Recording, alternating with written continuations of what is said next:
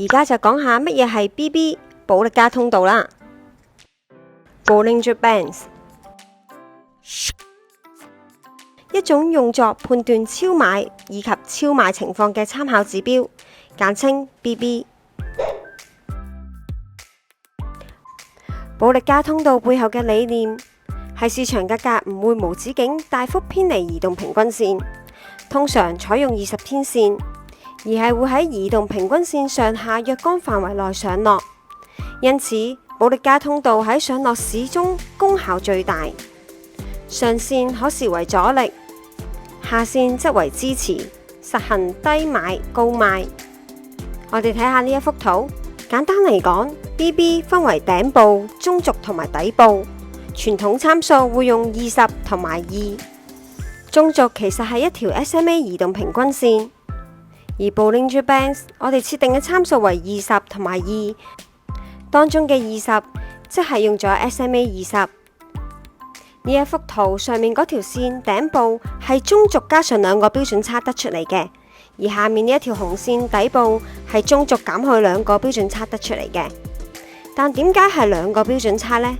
原因就係 Bollinger Bands 我哋設定20同埋2，後面呢個參數我哋用咗2，呢個係一般較普遍人使用嘅數值。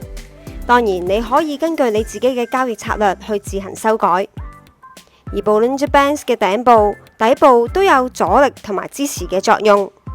若果價格升穿通道頂部，代表升勢強勁，行情處於超買狀態，有機會見頂回落。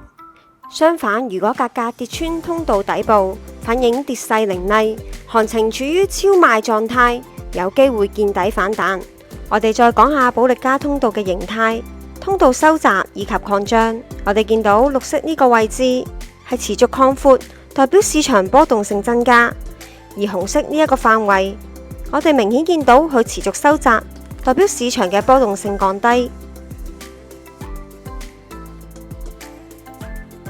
傳統當通道收窄或者係擴張之後，市場嘅狀況，我哋可以見到紅色嘅位置持續收窄一段時期，後市醞釀單邊突破。